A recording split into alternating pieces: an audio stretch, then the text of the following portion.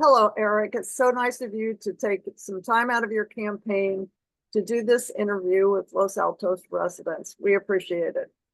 So Well, and I appreciate, sorry, no, go ahead. I appreciate the opportunity. I will say from my own personal experience, I have found these to be very useful, and I have actually made decisions about how to vote based on your interviews. So I Thank will you. encourage others to do the same. Thank you so much. Mhm. Okay, our first question. Mhm. Why do you think you're qualified to be a city council member? Specifically, how do your qualifications make you competent to run the city of Los Altos? Okay. I used to work in a, no. Um, I, First of all, I am a planning commissioner, and I have been a planning commissioner for 4 years. I am hoping that I will get reappointed just in case. Um, I have also, before that was a library commissioner.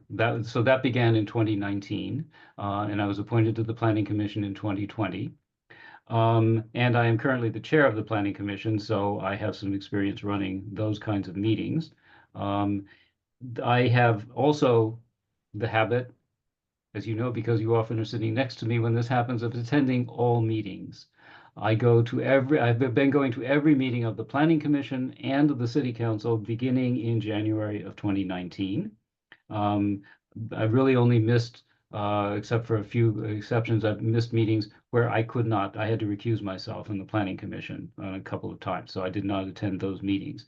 Everything else, I have always been there, and I am there at the beginning, and I am there until the end, no matter how long that takes. Um, and I also prepare for these meetings. That is to say, I go through the packets. Obviously, for the Planning Commission, I have to do that, but also for the City Council, I look at every single page in the packet, even when it's 2,500 pages, which it has been.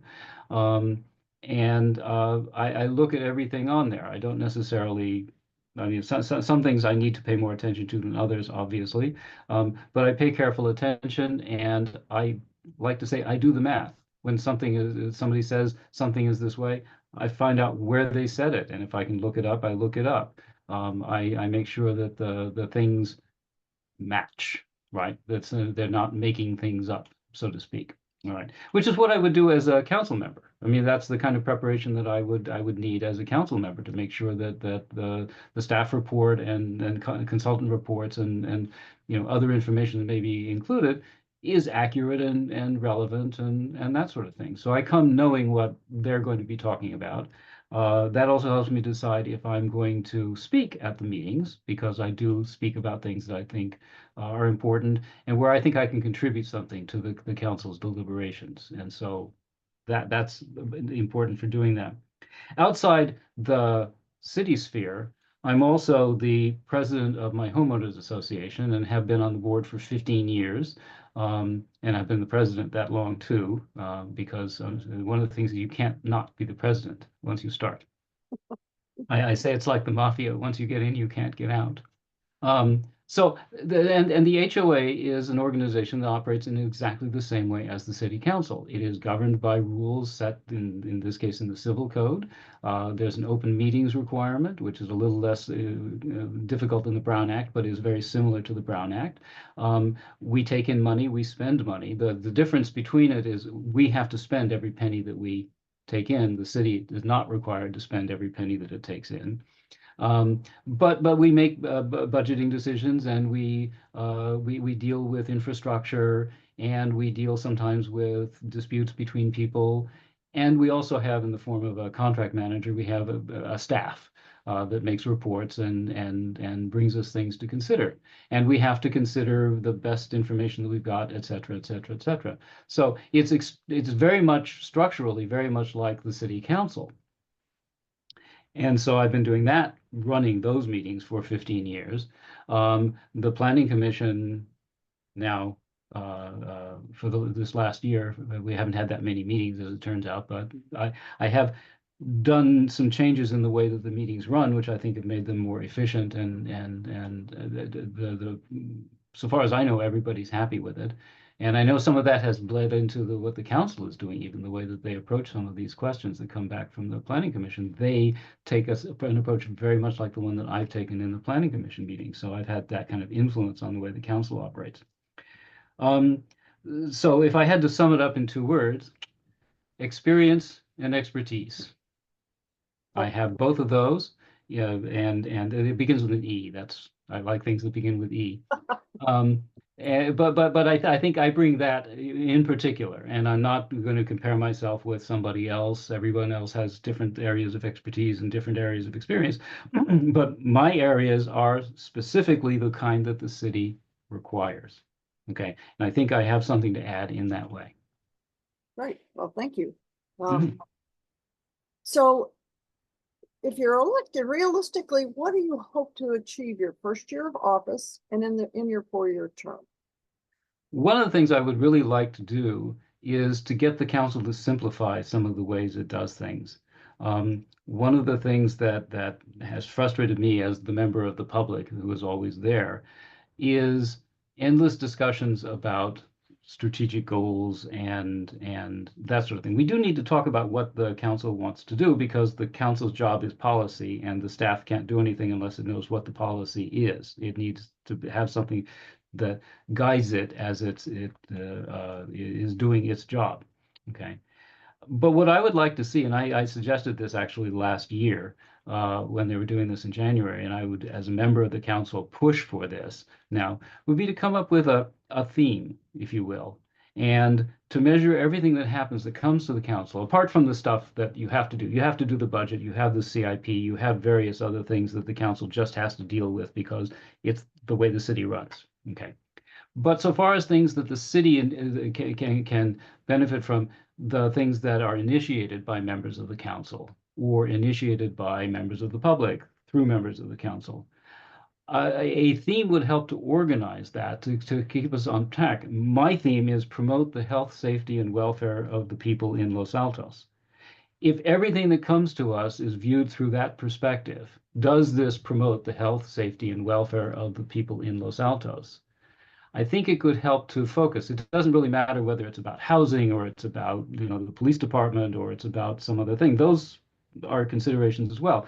But I think if we use that, then we have a greater chance of not getting distracted from the task at hand. And it also may help to focus discussions. Mm. That would be my hope, and it would be helpful for the staff because then the staff can think about those things too. If there's something coming up to the council, they put it in terms of promoting the health, safety, and welfare of the people in Los Altos. And so, my hope in the first year would be that we would try this or do something like it or work it that way. That might simplify the meetings. It might make it easier for us to get through the business, and it would probably be helpful to staff, which would be a good thing. As far as the 4 years are concerned, I do have some specific ideas that we may or may not have time to get into today about various things that can be done that I believe promote the health, safety, and welfare of the citizens of Los Altos. And they're not necessarily things that can be accomplished in a year or even a term, but they're things that can be started. They're things that can be, laying plans, because I think it's important for the council to think a little more long term than has been the case before. And that we don't benefit by always reacting. We should also act. And that may take a year, 2 years, 5 years, but we have to lay these plans and then try to put them into effect. And so there are some things that I have in mind that would be examples of that. But those would be the 4-year, if you like, 4-year plan would be to initiate some of those. And of course, other people may have other ideas, and so long as it's a good idea, I'll take credit for it, even if it's not my idea. So All right. What are you going to do to hold staff accountable for and to keep track of the multitude of projects within the city? the most important thing is to keep track of them myself. There's this program called Excel. It's amazing. It's almost as though it were designed to keep track of details. And there are other programs like that. Okay, so we have to, as council members, be thinking that way. If something comes up at the meeting and staff says, yes, we have direction, and they go forward, the council members have to keep track of that. Now, I will say there was a meeting a couple of weeks ago, a very helpful meeting. All the 5 candidates for the council came to this meeting, and it was with the staff. It was with the city manager, the assistant city managers, the city clerk, and they went through basically what's on their to-do list and talked about where things are on the to-do list. Now, some of that is not ready for publication. It was more information for the candidates so that they would not say something they shouldn't say or whatever. But that's the kind of thing that we should all be doing, right? We should all be keeping track, and I think this is important. Council members have to do this too. Keep track of what's actually happening, and then ask. Every council member has a weekly one-on-one with the city manager. That's an opportunity to find out where things stand. Now, it may be that things stand as we're working on it, okay, of course, right? But there's also at the end of every meeting, as one of the agenda items, there's future meetings and reports. And one of the reports is supposed to come from the city manager. Now, sometimes at 1:30 in the morning, the city manager's report is nothing to report. But it's possible at that point, there's no reason why somebody can't say, well, can you bring us up to date on this? Can you bring us up to date on that? When might it come to the council? Okay, and now that's not a decision the city manager makes, but it is a decision the city manager and the mayor make. And again, it's not to commit them that it will be on the agenda at the next meeting, but it's there. And this is also published. There's future meeting items listed in the packet, right, at the end at that point. So use that. It's not just, it's there for information. Get information. There's not a discussion of them, but you can ask for clarification and get that. And so I think that's one way to do it, is simply to ask, to get that information, because unless somebody asks, they're not necessarily going to tell you. They're not going to come and say, oh, did you know that we're 35% of the way on some project? That it doesn't work that way. But the council members do get to ask these questions, either in a meeting with the city manager or during a public meeting. Now, what does this do for the members of the public? Well, first of all, the city council member will know something and can, if asked, say, my understanding is that, that something along those lines. But there are also ways in which and this actually gets to a question that I think you're likely to be asking in a little bit, which is, how do you get the news out to the people? Yeah. And I think that, and so we'll sort of swing into the next one. I believe the next question you were going to ask was something about community engagement. I was going to ask you. So why don't you ask me about that, and then that will be the second part of my answer to what we were doing. Okay, good. So do you think that the current community engagement is adequate? And if not, how would you improve it? Yes, but at the moment, there are certain requirements for telling people things, and the staff follows those requirements. They are minimal requirements. They are sometimes fairly short notice times, and we do what we have to do from that perspective. I think the obligation on the council is to act in a certain sense as megaphones. Whenever this question comes up, the answer always is, well, the staff takes care of it, and we need more transparency, as though this was somehow the staff's problem. Now, that can be the case, okay? And of course, the council wants to make sure that information is getting out. But why can't the council members, to a certain extent, and they have to be very careful about how they do this, but to a certain extent, get this information out?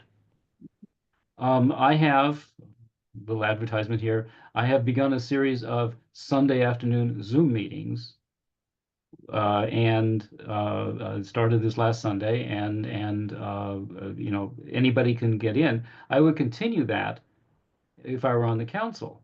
So it would be a chance for people to ask questions. To the extent that I could, I would answer them. I mean, I can't commit the city to things. I have to be careful, talking about city policy and that sort of thing. But I could say, right, my information is X, okay, or I would anticipate, or, at the last meeting, we were told the following things, and read from the packet, right, where it says the future meetings and that sort of thing. But also to bring information to people that this is something that's going to come up. this is something you need to start paying attention to. It's not on the agenda yet. We don't have all of the information, but this is something that we're going to be talking about. There are things like that. Um, or things that happen to commissions that haven't yet come to the council. And you have to be very careful about not forming or expressing an opinion or a position, but just informational, right? This is an issue that's coming up. You might want to go listen to that meeting of the XYZ commission, right?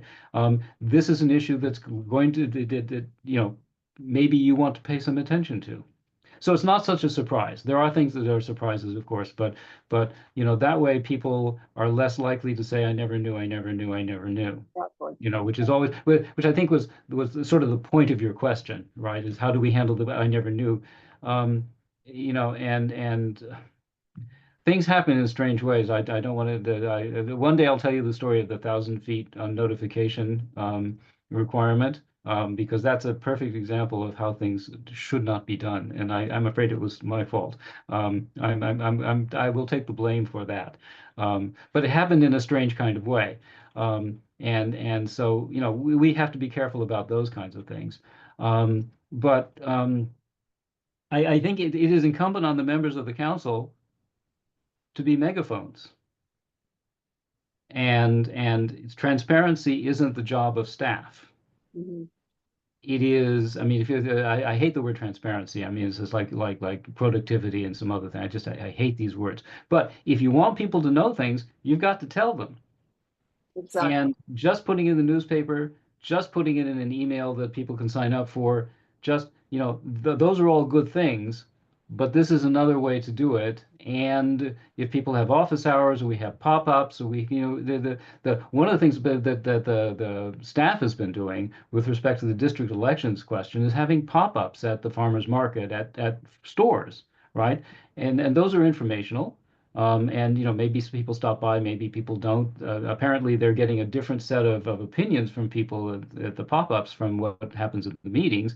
In particular, people who like the idea of district elections are more likely to say it to somebody at Lucky's Yeah. than at one of these meetings in the city council chambers or at Grant Park. So, that's an important kind of thing. And everybody has tried to have office hours, and that's fine. Okay. And that's valuable. But the Zoom thing is an easier way to do office hours in a way. And it works, right? Yes, And it I'm does. I'm willing to give up my Sunday afternoon for people to call in and say, and if I know the answer or can say the answer, I will say it. And if I don't know the answer, I will say I'll look for it, okay? And if I can't say the answer, I'll say I can't say it because. And then if I can say something informational, right? We can educate but not advocate. Um, you know, then I will. But it requires that one exercise a little bit of care, right? As a council member, you have to be very aware of the restrictions on what can be done, and you have to be careful about not letting the cat out of the bag before staff is ready, has actually made a decision, right? I mean, things like that. But those are sort of around the edges. It's basically, if you can tell people, yes, we're working on it, and what do you think, right? I mean, that's the key is say, what do you think? Because I can take that back then. Um, and if you have a good question or something, I'm perfectly happy to take credit for the question, and go ask it on your behalf, and maybe I get back to you with the answer. Maybe we do it in public at a meeting. I mean, that it's the engagement with the community is a council responsibility, not a staff responsibility, if I can put it that And it's a good idea, I think. way. Zoom is so accessible to everyone, and We're having all used to it. yeah, We're all accustomed to doing it now, right? I mean, and having it's like having Zoom office hours every Sunday. uh-huh. Uh, that I might do it like every other Sunday if I'm on the council, but it would be regular. It would not be more than a couple of weeks between sessions, and it might even continue during the holiday periods like July, August, and that sort of thing when everybody leaves town. Because you can go do Zoom from any place, you can. right? Yeah. So I mean that. So I think that's the kind of thing that allows people to look each other in the eye, Mhm. and talk and exchange ideas and argue, right? I mean, that's the place to have the argument, right? Yes. And Yeah. I can challenge people. That's what I do for a living. And that doesn't mean I'm thinking along a particular line. It means that I'm trying to get to elicit from the person who's speaking what questions, concerns, fears, hopes, dreams, whatever they have that maybe they aren't saying at the beginning, right? And get it out of them so that we know and that good ideas come out that way, right? And so it allows us to take a little bit of time and and chat, right? And it's a great way and for me also to form my ideas. Mhm. As you know very well, I think out loud, and it helps me to have to talk about it. I if I don't talk about it or don't write it, I don't really have an idea. Mhm. But if I have to put it into words, then I start thinking about it. And people come to me. I've been thinking, one of the great things about this campaign is I've been thinking about things I had not thought about before. And I've come to think that we need to do certain things that it never occurred to me we might want to do. So, and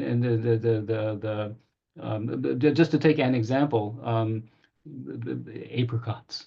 Mhm. One of the issues that has come out of this is what we are doing about our historical resources. How do we actually handle that? What are our obligations that we've undertaken, for example, with the state, because we are a certified local government?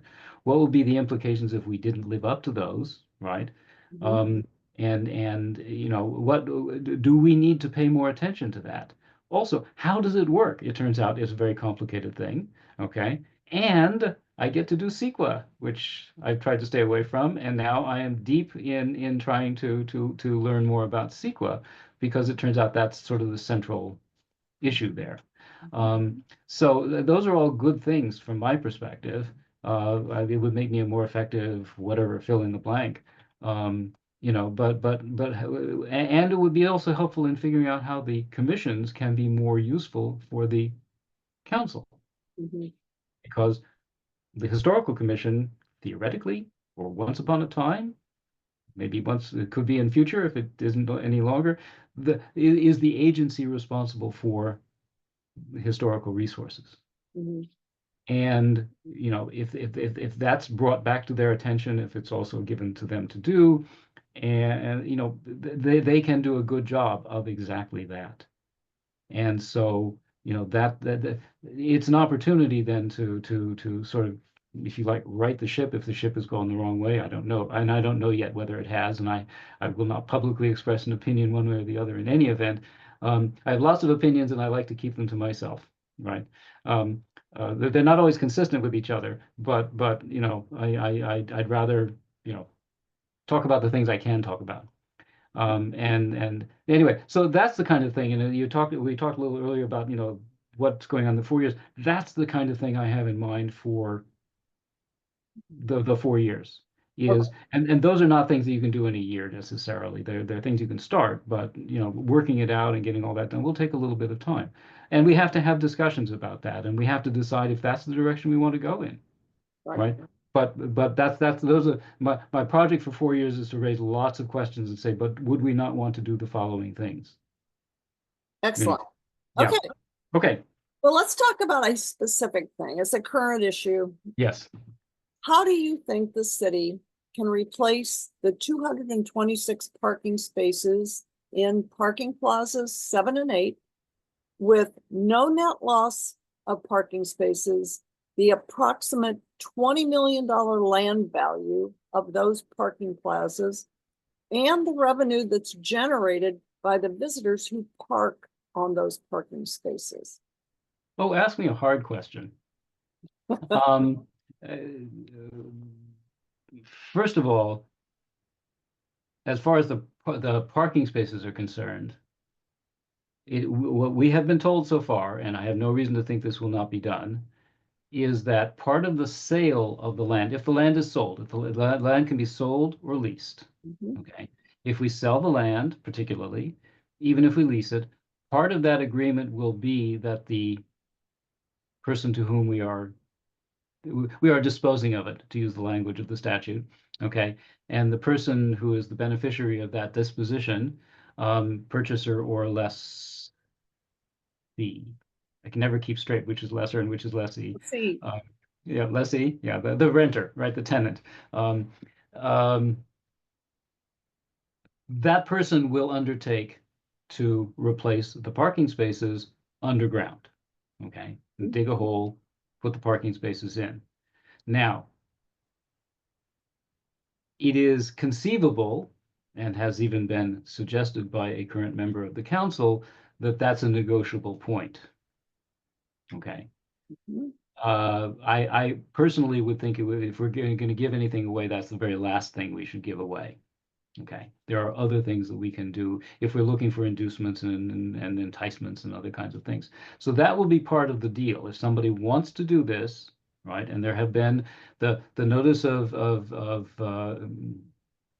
NOE, whatever that stands for. The notice went out to all the places where people who look for these kinds of notices look for them, and there have been a number of responses. Okay, and that it's very encouraging because this is nice land, right? It's a deal. So a number of people have responded, and then the city will go into negotiations with one or more of them and talk. But the condition, and this will be upfront at that point, the condition will include you replace the parking. Okay. I would be in favor, as I say, of making that, if we have to give things away, that will be the very last thing to give away. And you don't give it all away, you might say, okay, 200, not 226, something like that. Okay. It's not all or nothing, right? And we would want to have as much as possible available for that way. And, it's the same, they just dig down, okay? And they'll just have to be prepared to do that. Okay. So theoretically, I mean, that's the solution, and that is the solution that the has been part of the proposal from the beginning. Okay. And I think as long as we hold firm on that, then that's how we do it. Okay. It's also possible, by the way, to include some above ground parking. It doesn't all have to be underground, as long as we have enough spaces. So that could be part of the plan as well. It doesn't necessarily have to be underground. If it gets above ground, then we start having a problem with how many floors it goes and that sort of thing, and that's another question that would come up. So I think that the parking is part of the deal. It at the very beginning, parking and replacing those parking spaces is going to be what we're looking for. Okay. As far as the value of the land, Mhm. the statute permits us to recover the fair market value of the land. Okay. Doesn't require that we get that, but it allows us to get up to that. Okay. And again, this would depend on whether we're leasing it or selling it. Okay, in part. Okay. But again, this is prime real estate. I think we should get every buck we can. At the same time, the return on investment, if we can put it that way, is not always measured in dollars. And so if we can get some things that we value or that are important to us or that are important that we get, whether they're that important to us, such as all affordable housing, Mhm. then that is part of the value of the land. It isn't a private transaction where you are looking to make money. Okay. So if we get too tied up in the value of the land as opposed to other things, we may be missing out on a good deal.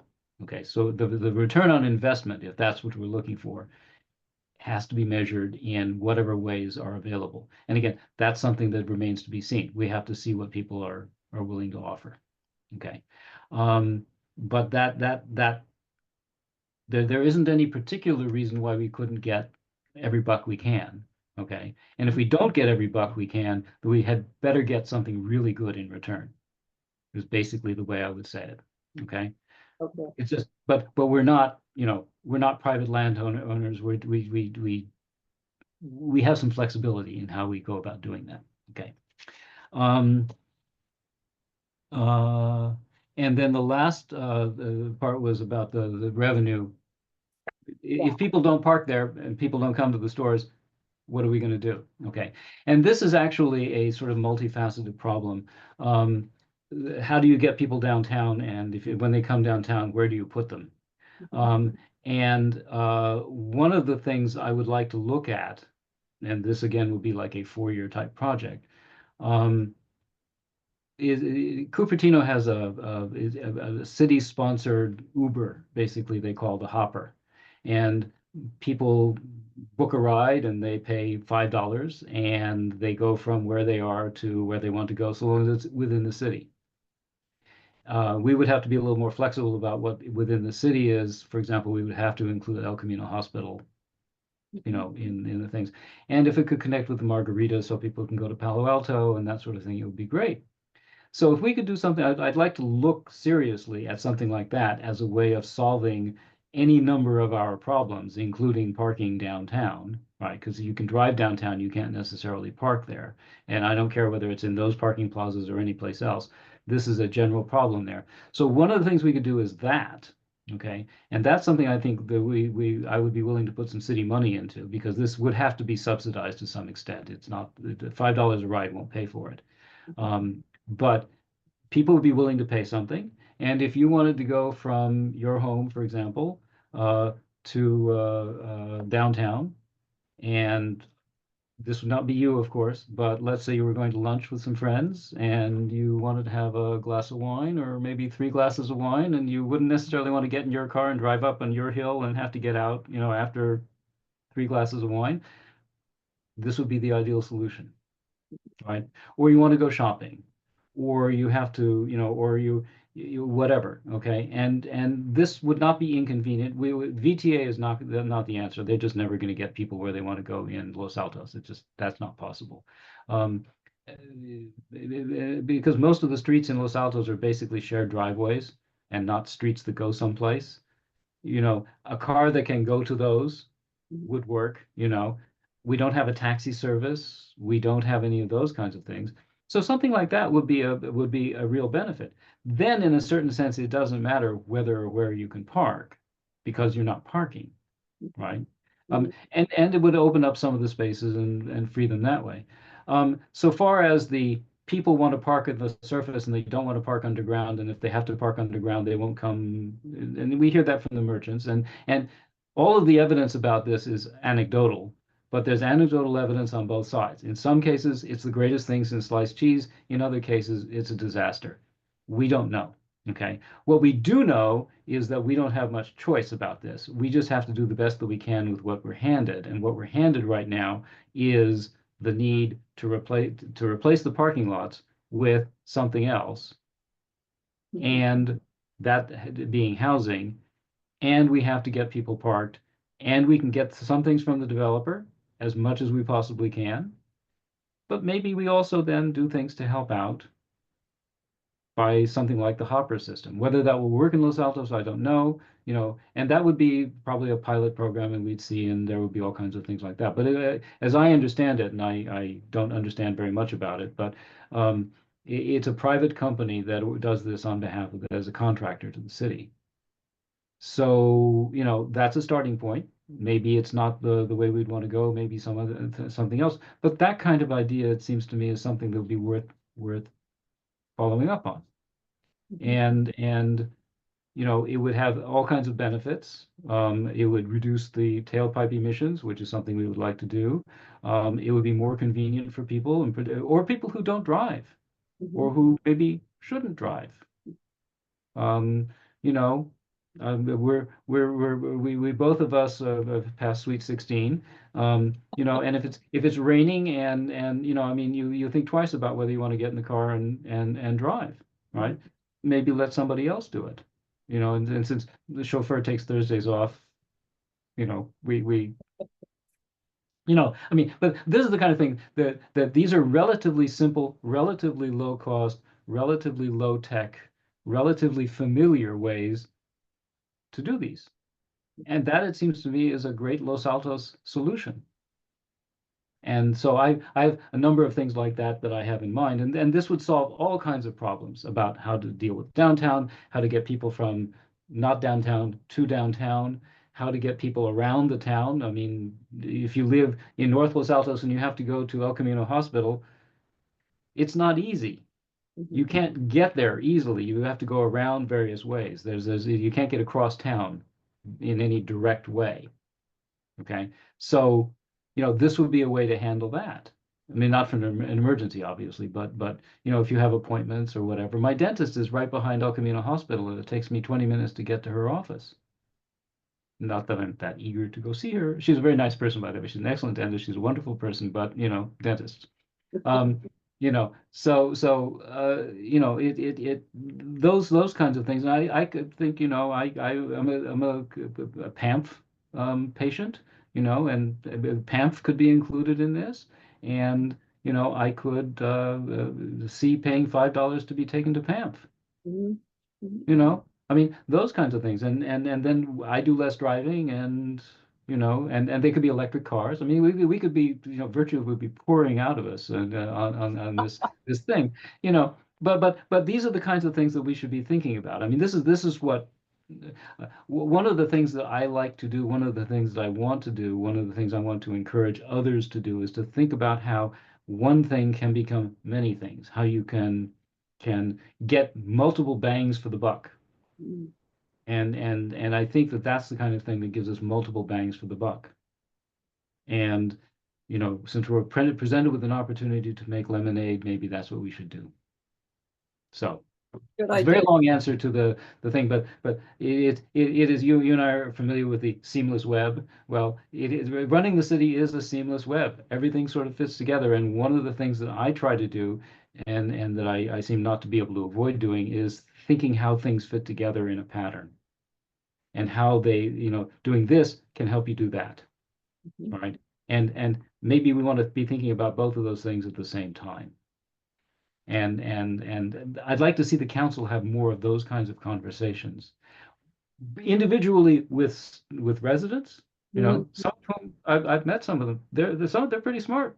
I mean, and they'd like to talk. I mean, it's Los Altos, right? And they like to argue, which is great. Okay, but we could take advantage of that, as a kind of a spark ideas situation, and then see where things fit together. And an idea came up last year, and oh, now something this, and oh, wait a minute, they fit together, Mhm. which is why you have this thing called Excel. So, All right.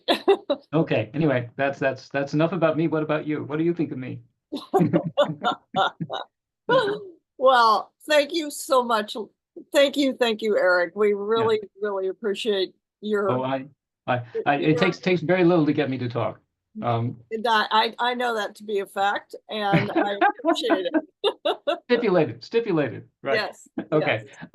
Okay. Well, thank you again very much, and do let me say, I really do mean this, that LAR's interviews at election time are, I think, an essential thing. I find them very useful. And as I say, I have actually made decisions based on things I've heard in the interviews. So that's maybe other wiser people would not do that, but it's what I do. Oh, And no, I think you do a great job, and I really appreciate the opportunity to be able to do this, and long may you reign. thank you so much, Eric. All Okay, right. all right, Take care and I will. good luck in the election. Oh, and tell a friend. Thank you.